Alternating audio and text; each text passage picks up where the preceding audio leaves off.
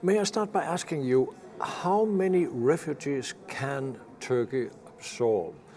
The reason why I ask is that Hungary, just a few days ago, claimed that a little more than 3,000 were maximum enough. Yes. Is enough, Orban said.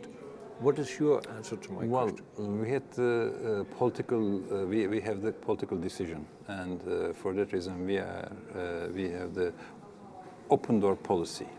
It means that whoever need to come to Turkey, suffer over there, they may come, and we are hosting the comers in some the safe havens, the camps, temporary protection camps we are calling, not the detainee centers.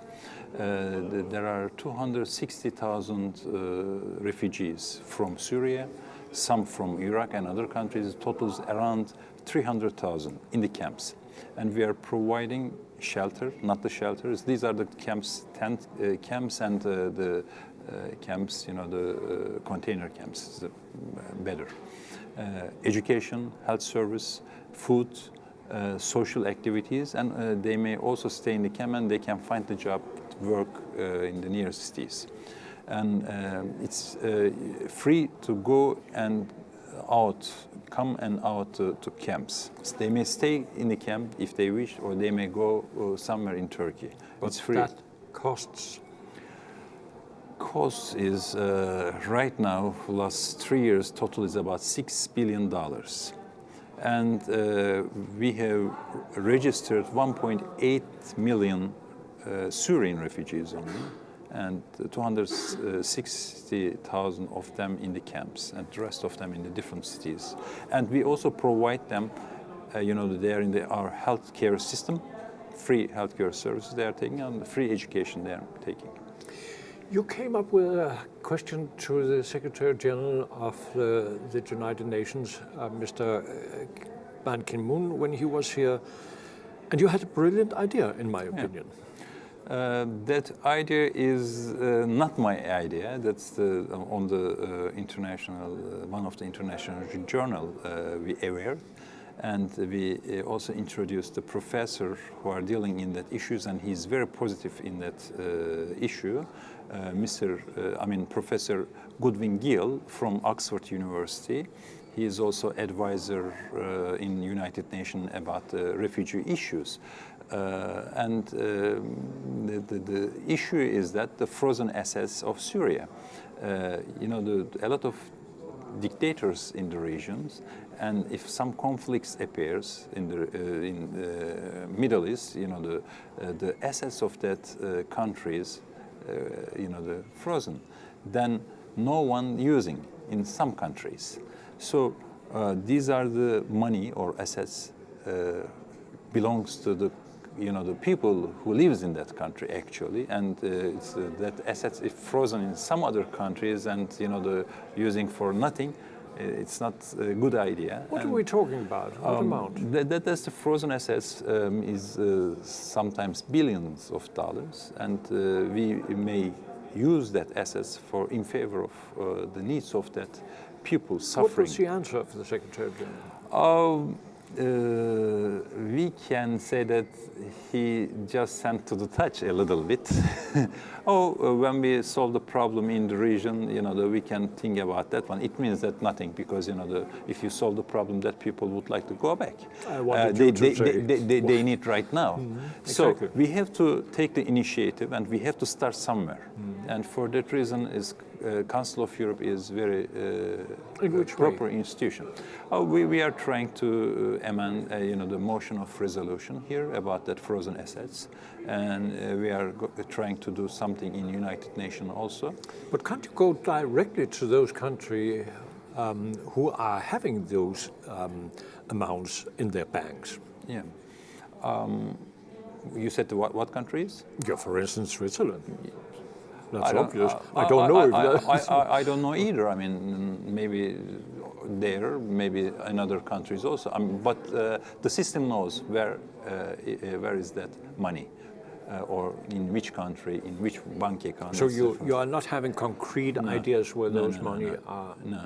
But it happened in the past, as I said, that during the Gulf War era, the frozen assets of Iraq used for the people of Iraq.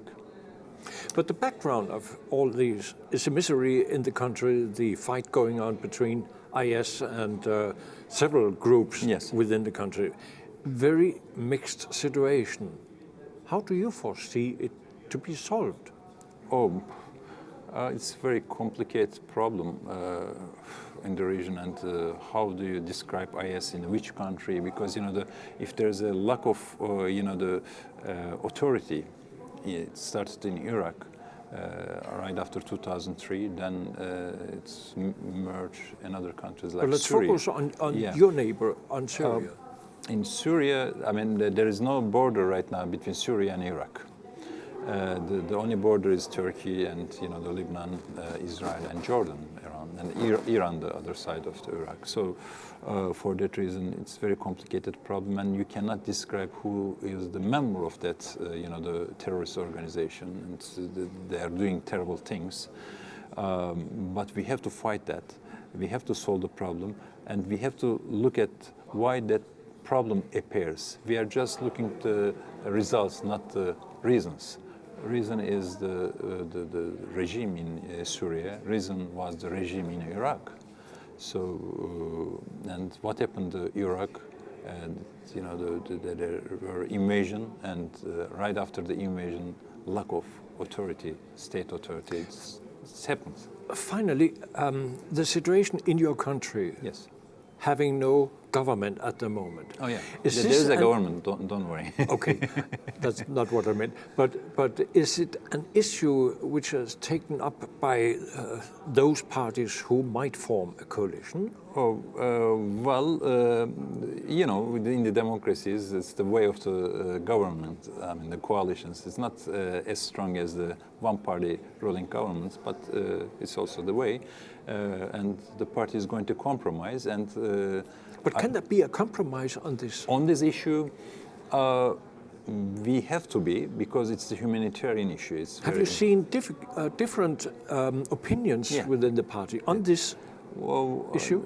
Yes, not only in the party. Mostly the opposition parties use that issues during the election periods. In which way?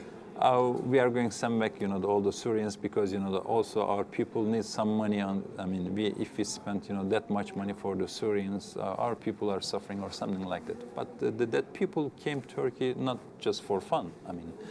Because they suffered a lot. They have the safety problems. And would you prefer, if I may add that question, would you prefer that those refugees living in your area are moving on further towards Europe? Well, let me tell you something. If you provide some services like the health services, education, and they don't want to move from their countries, they're just staying at the border, on the border almost. So we are providing them, and I believe that Turkey is doing a very great job for Europe, because if we are not absorb that much people in Turkey, cannot provide education, health services, food, and job even, that 2 million people would like to move European countries to find for surviving. So for that reason, it is not only our problem; it's the problem for all over the world, especially the European countries, because they are also in the part of this game.